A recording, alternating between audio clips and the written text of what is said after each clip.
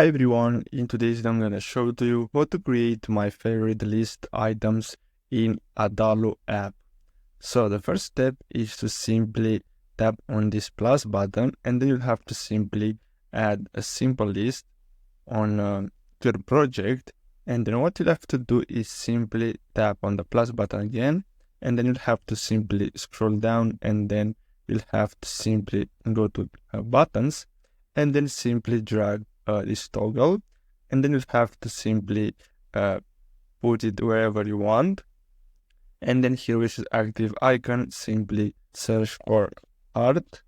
So let's search something similar to an icon that resembles the favorite button. So let's go with this one here. And then basically what you have to do is simply choose what this will do, and here you have to select your database, and basically that's all. So I hope you found this video helpful. Thanks for watching.